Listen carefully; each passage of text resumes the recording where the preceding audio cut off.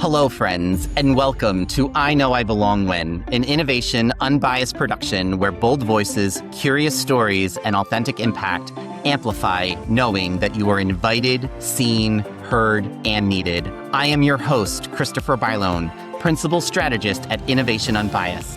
This is more than a conversation. It is a movement, a mirror, a megaphone, one where raw truth meets radical hope. Welcome back to the show.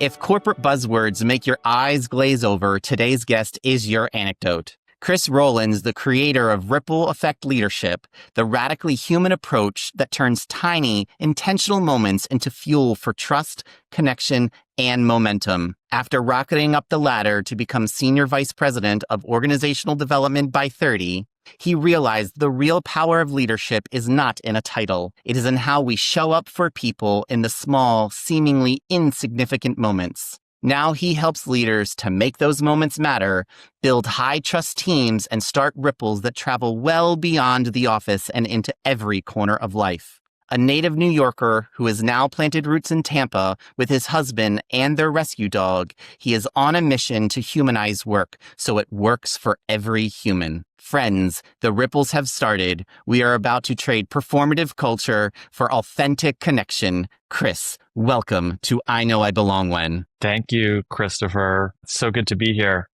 And I'm glad my rescue dog Roscoe got a mention in there. His name is Roscoe. I forgot to tell you his name, and I know names matter on the show, but Roscoe is our little baby. Awesome. Well, I'm a pet guy myself. I have dogs, and so thank you for rescuing Roscoe. I think it's really important when people go and find those fur babies who just need a loving home. It warms my heart because I got my children from foster care, not comparing them to dogs, but it's the same way of thinking about everybody needs a loving home. And so finding that place for our humans and pets, no matter where they come from, to make a family is just absolutely wonderful. Alrighty, friend, you say that leadership is about how we show up for others. So what is the small moment recently that proves that for you? First of all, thanks again for having me here. The thing that comes to mind is actually last weekend. My dad lives about 2.5 hours south of where I am in Tampa. He lives on Marco Island for half the year. And I actually needed some help with some stuff around the house. And I was like, hey, Dad, you mind coming up for the weekend? We can do some chores. And he loves that stuff. And turns out that I actually didn't need him to do the chores. And I said, you know what, let's not do that stuff. Let's just hang out together. And my husband was away for the weekend. So it was just the two of us spending time together for basically 2 full days.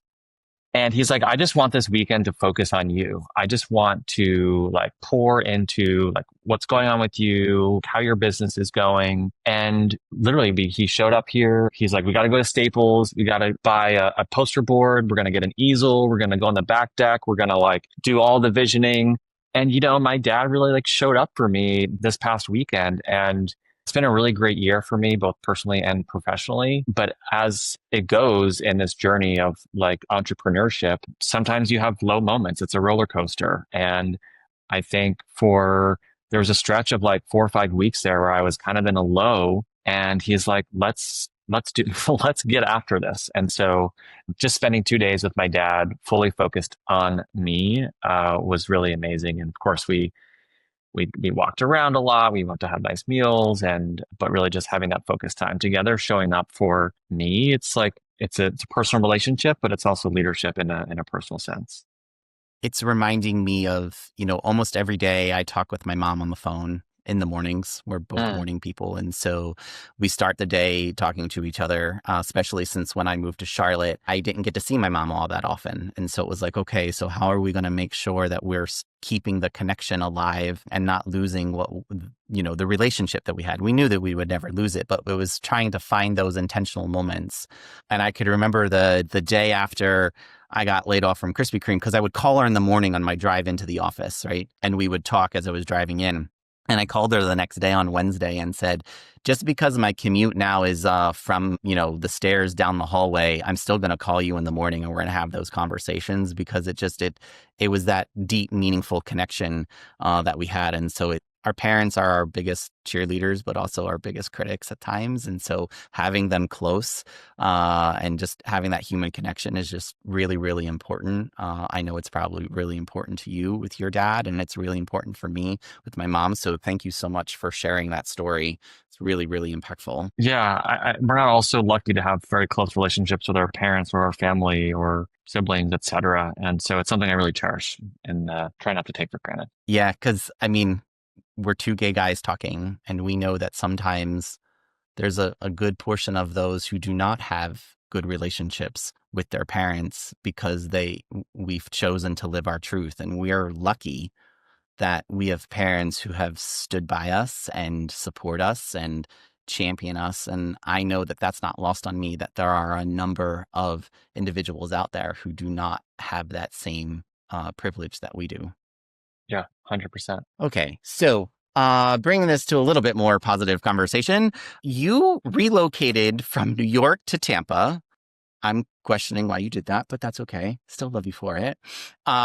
So, that has brought new roots, new rhythms. You got married recently, becoming the dad to Roscoe. How has that taught you about belonging at home and at work? Well, moving to Florida was definitely not something I was expecting at this point in my life or career. I grew up in New York, grew up just north of New York City. Florida was always the place I'd go to visit my grandparents or where we go for like, a little vacation, and was not where I see myself as a 30 something, building my business. My husband actually is from St. Petersburg, Florida. Hmm. So that's just right here, the Tampa Bay area. And we met in New York City. We're together for 3 years up there. And that was all kind of through COVID. So at the end of Mm. 2020, we started really thinking like, what's next for us? We had both been in New York City for 6 years. We absolutely love New York City. But I think the pandemic forced us to think about what we really want to be doing and where we want to be spending our time and what does our future look like. And of course, we're spending an absurd amount of money on a small 1 bedroom apartment rental in Manhattan. And it's like, what are we doing? So, the seed was planted to come down to Florida, and I just started to kind of open up my mind to it and Mm. visited a couple times to Tampa, and could really see myself living here. It's not a seasonal city like a lot of cities in Florida where people leave for the summers and then come back for the season. So people here are here. So you're building community, you're building camaraderie. But in terms of belonging, one of the things that taught me moving here was I had a lot of preconceived notions about what it meant to live in Florida. I had a lot of preconceived judgments about the people that lived in Florida. I had a lot of concerns about what those judgments that I had would then mean about what people would think about me. And so I think one of the things that you've also experienced is like learning not to prejudge people, Yes. because it's pretty hypocritical when we're out here trying to spread the good word about being thoughtful and empathetic and curious and humble, and sort of making judgments about people based on what we think they might think about us. And so that's a piece I think that really stood out to me, was like just getting to know my neighbors and making connections with people and building a really amazing diverse community here has been a gift. Oh, that's great. Yeah, I think it's one of those things, I never had envisions of moving south, and I've had to really also check my own biases at the door about, just again, learning my neighbors, interacting with them. There's definitely some things that I thought about the South, and it's still the truth. And then there are definitely things that I thought about the South and go, "Oh, Christopher, you thought completely wrong, and you need to relook at how you were defining that." So I hear that, and it's something that has made me a better practitioner as we continue to do this work, and I'm sure it has done the same for you. Okay, so you were right. We definitely talk about names on this show and getting names correctly. And so one of the things that I learned about you through getting ready for this show is that you spent some time in Nicaragua. And that was very interesting for me. And so when you're going back to that time, when you were 14 of all ages, whose name do you still remember, and what did learning it teach you about privilege, gratitude, and connection across difference? Yeah, I love to think back about my time in Nicaragua because it was some of the most meaningful experiences in my most formative years. I am very grateful for my time that I spent there. I went to Nicaragua 8 different times throughout my high school career, and a few times after. And just for context for listeners, I would go for a week with a group of folks through an organization called Bridges to Community, and we would build 2 homes for families living Mm, in very rural Nicaragua.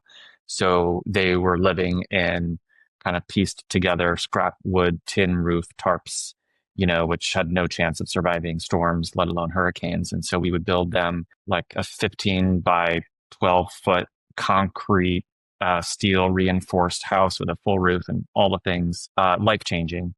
And there's so many relationships that you build with people there. And what was cool about going back so many years is that you go back to the same villages and you'd see the same kids. You'd see the same mm. parents. You'd see the same masons who are working on the construction projects with you. And they remember who you are.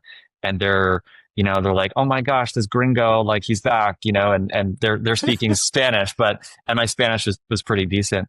But I think about Carlos, who was like the head mason of the group that was helping to coach and teach us 14-year-olds how to shovel and mix cement and lay cinder block.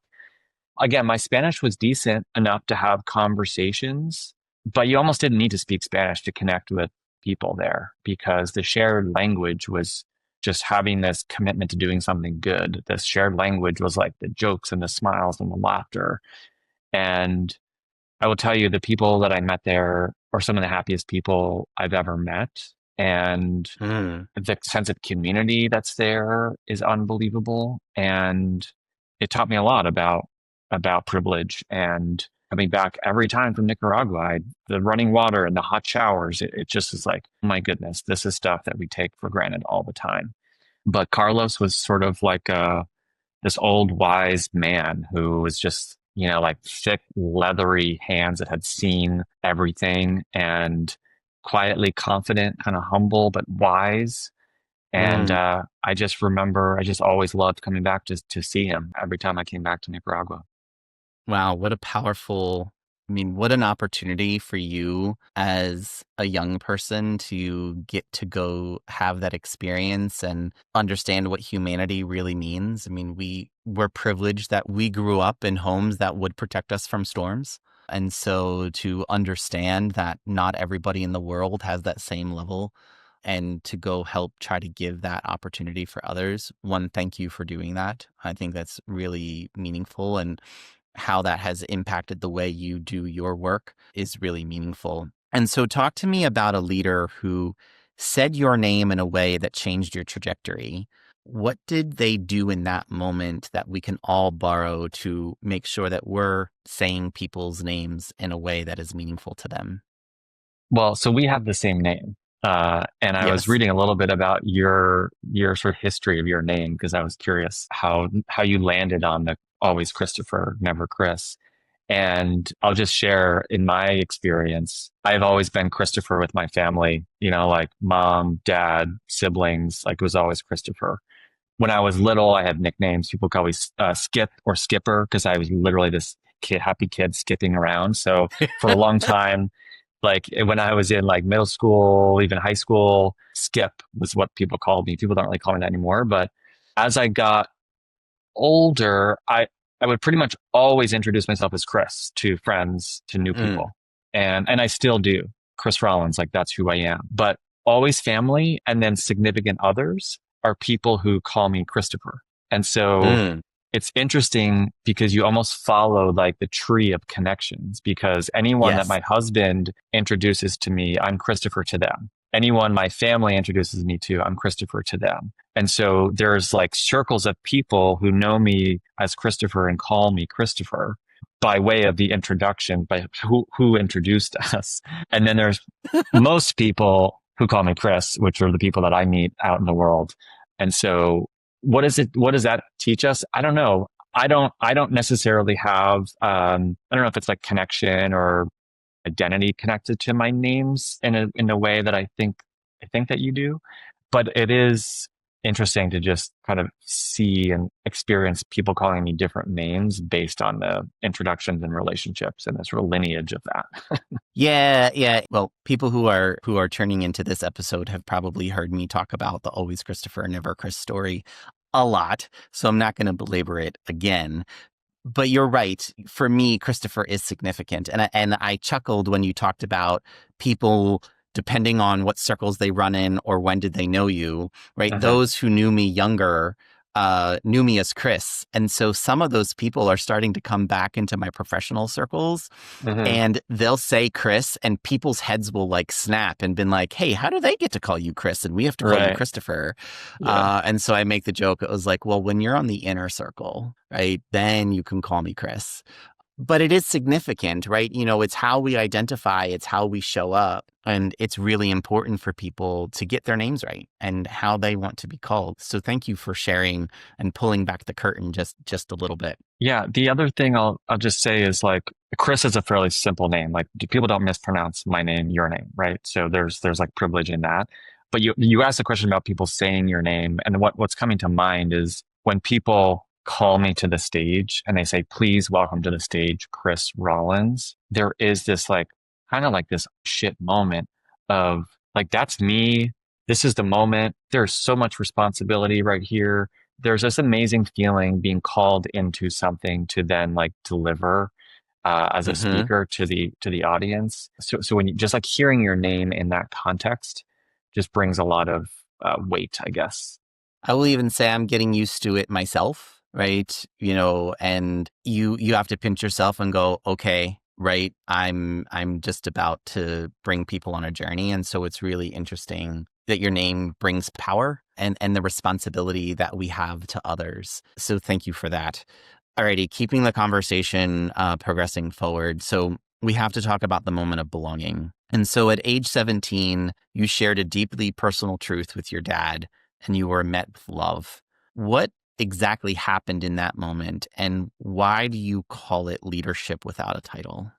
Yeah. So this is the moment that I think so many of us in the LGBTQ plus community kind of dread or fear, or what are they going to say? What's going to happen? So I won't tell the whole story because I've shared it a bunch of times, and you could probably find the story online. But the short version is I was a collegiate athlete. I played golf in college, and sophomore year, I was sort of going through this sort of coming out journey, discovering who I am. And my dad was coming to visit me at a golf tournament. And I was like committed to making that the time that I was going to tell my dad. And because I had felt this rift sort of growing between our relationship because I was hiding so much of who I was all the time. And he was asking questions about what was going on. And I was, making all the excuses and white lies for things. So we're at dinner and my heart is in my throat. I am like pushing food around my plate. I'm texting my best friend under the table. Like, I can't do this. I can't do this. And he's like, come on, you got this. You got this. And so at the last moment, literally he's like, sign the dinner check.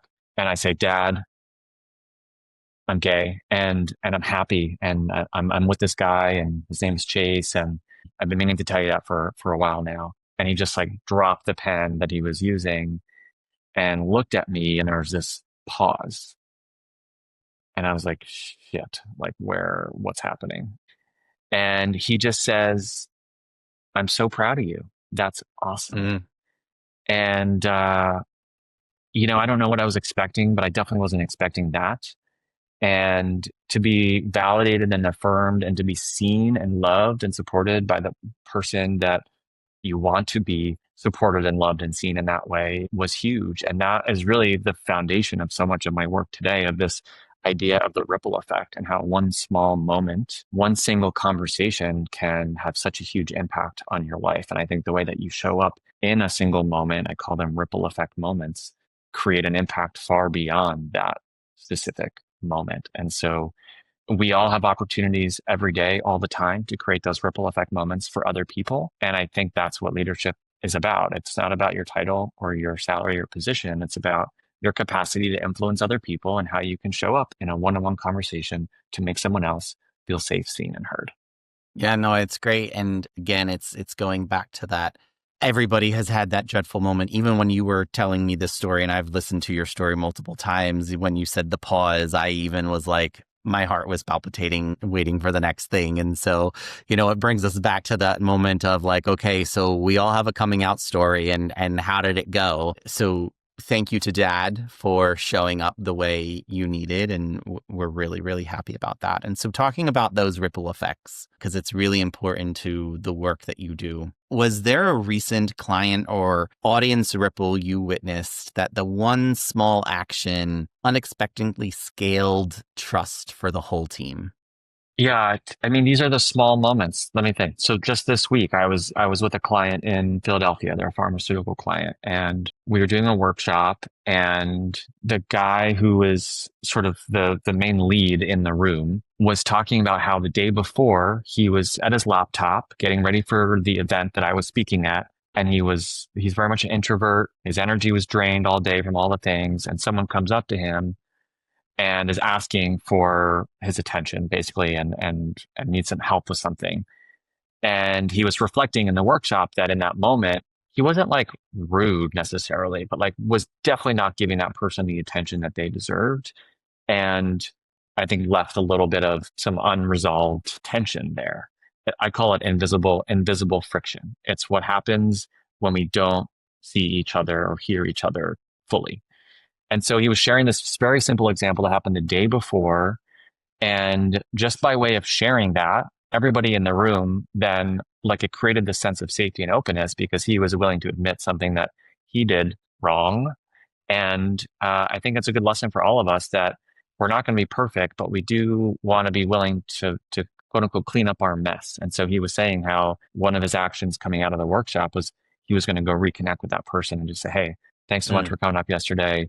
I really wasn't like giving you my full attention. I'm really sorry about that. I'm here for you, and cleaning up that mess. And I think that's one of the things I'm talking more and more about these days is like when we're not fully seeing and hearing each other, we're creating this invisible friction. And the longer you let that friction build, the more that it breaks down trust on teams and in relationships. And we have to be willing to like take those moments to bring more empathy, more humility, more curiosity, more kindness. And if we screw it up, then we just come back around and clean up the mess.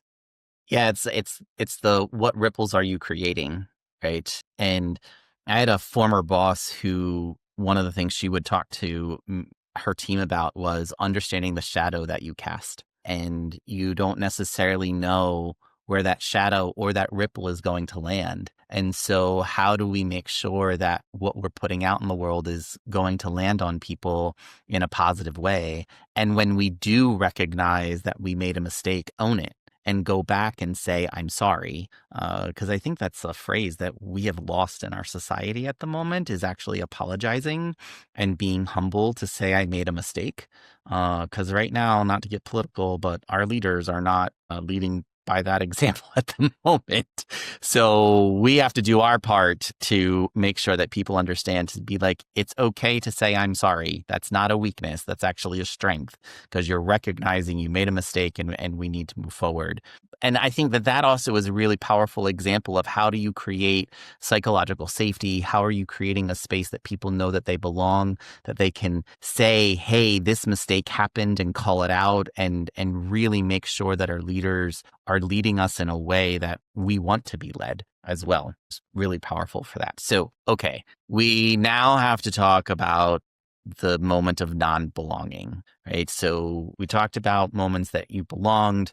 They're really powerful, but we wouldn't be having an unfiltered conversation if we didn't touch on the hard topics. So vulnerability moments aren't just personal, they happen at work too. So could you describe a time in your career where you felt on the outside? What was that first micro action that you took to get back your power when you questioned if you belonged someplace?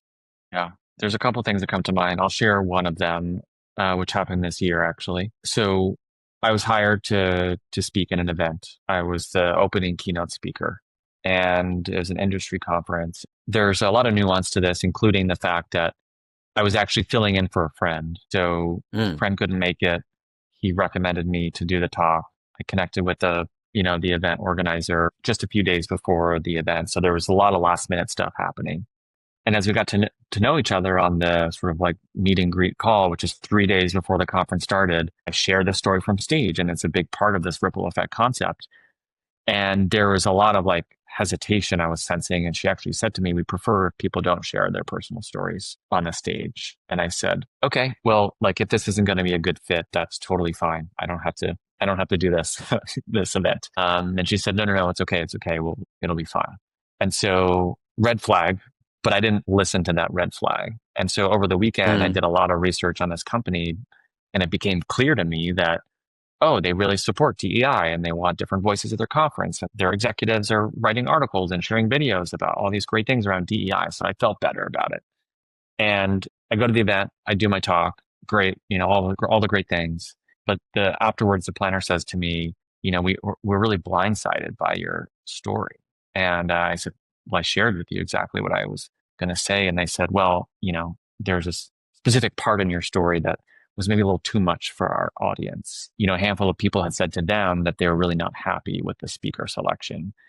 And I was just taking all this in right after I was on stage, and it was a lot to take in. And I got an email from somebody after the event that overheard someone else saying, because I handed all these pebbles on all the seats for the people, because it's this whole metaphor like comes to life in the room. And this guy emailed me and said, hey, I just want to let you know, I overheard someone saying that they were afraid to touch the rock, as in like I was handling the pebbles. And so they were afraid to touch the rock because, I don't know, they were going to get like gay disease or something. And it just made me really realize like, oh my gosh, this is the world that we're actually living in. And I don't see or feel it or hear it as much, but I was just very directly exposed to it.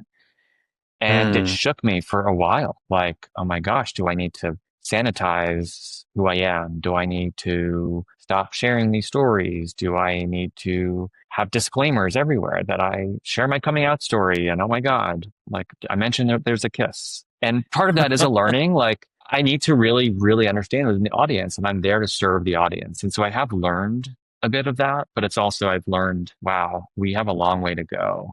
We do. I put a lot of myself out there on stage, and to be met with that sort of response was pretty tough, to be honest. But I'm very fortunate to have amazing people in my life who, when they heard about this story, they're calling me up, they're rooting me on, they're don't stop, keep going, we need this. So yeah, I think it's one of those, I had times earlier in my career where people would be like, yeah, don't share the fact that you're gay. And I went, well, and no, you don't need me, because then you're not getting my authentic self. So sorry you went through that. I can't even believe in 2025 we need to still be thinking about that. Thank you for not sanitizing and, sticking with your truth, because, you wouldn't be Chris Rollins if you did that. But I also think it's something that really important. As you were sharing that, the thing that was coming to my head was Harvey Milk, right? And how he would always say, we have to give him hope. And always said he was going to be his authentic self because he needed some little kid in whatever town to realize that it's going to be okay. And I think that that's part of the responsibility of being on the platforms that we have, being our authentic selves, so that kid out there who is questioning whether or not they want to make it to the next day, they can go, hey, Christopher and Chris made it, so can I. And so I think that that's really powerful, and people need to realize that, no, you're not going to catch gayness by touching the same pebble that we touched. Yeah, it's like 40, this is like the way people used to think, like 40, 50 years ago. Oh, Lord. Well, we could talk. That's a whole nother podcast that we could be talking about. Okay, so let's bring it back to kind of the positive side of this all.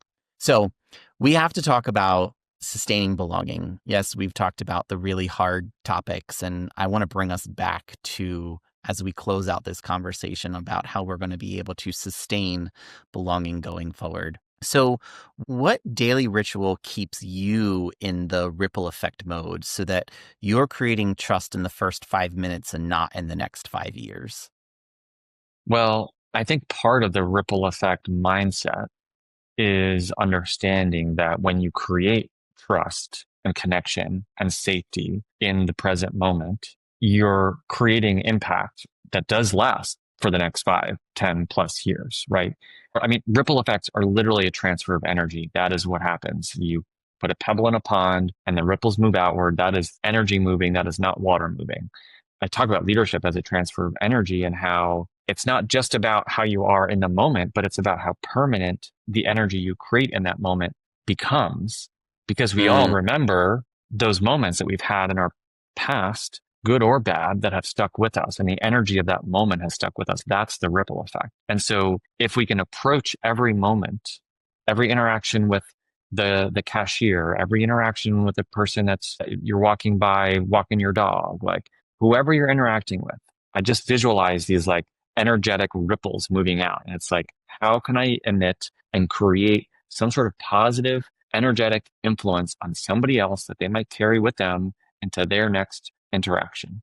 And if we all can do that, there is a lot of possibility of what that can create at scale. If we can all do that on our team, if you can all do that in your organization, if you can all do that at an event, we start to scale that sense of belonging, that sense of connection and safety in this era of distrust and distraction and human disconnection. And so it's about bringing the 5 qualities of ripple effect thinking: vulnerability, kindness, curiosity, empathy, and humility, practicing those over and over and over again in every interaction to try to create a positive, lasting ripple effect.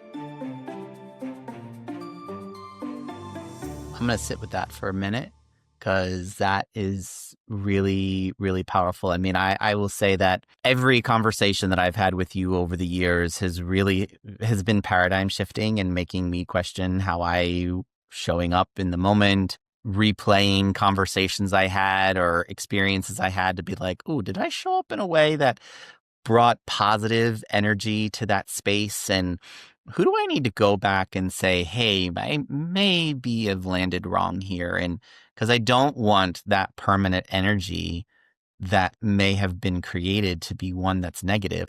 You know, going back to Maya Angelou's quote, you know, people will forget what you did, people will forget what you said, but people will always remember how you made them feel. And I think that this is what that ripple effect is how are we making them feel? They want to remember that they felt good about our interaction. So, Chris, this has been an amazing conversation, one that could continue for a very long time, but we're going to have to bring this to an end. So I'm asking all of my guests to end the conversation answering this question, I know I belong when. So Chris, please finish the sentence. I know I belong when? I know I belong when I know that I don't have to edit myself in conversations. I don't have to filter what I'm saying or what I'm thinking, and I can just show up and be myself. I have a bachelor's degree in psychology, but I got a PhD in self-editing myself. And so when I would know that I'm in a space where I can speak freely and be myself and share all of who I am, that's when I belong. Yes.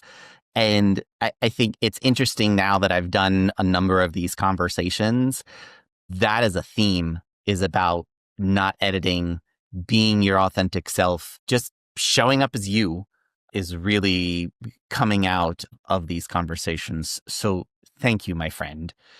Absolute pleasure. Friends, this has been a great reminder that belonging is not a destination. It is a practice, and it starts with listening. Friends, if this episode challenged you to move outside of your comfort zone, please follow our show, give us that 5-star review we really need, and add a comment about what you will do to be a champion of belonging today. These actions will help amplify the message to others, and we want to hear from you. Finish the sentence, I know I belong when, and send us a voice note. Your story could open a future episode. Thank you for listening. Know that your bold, authentic self is welcomed, valued, and loved. And until next time, remember, you belong here.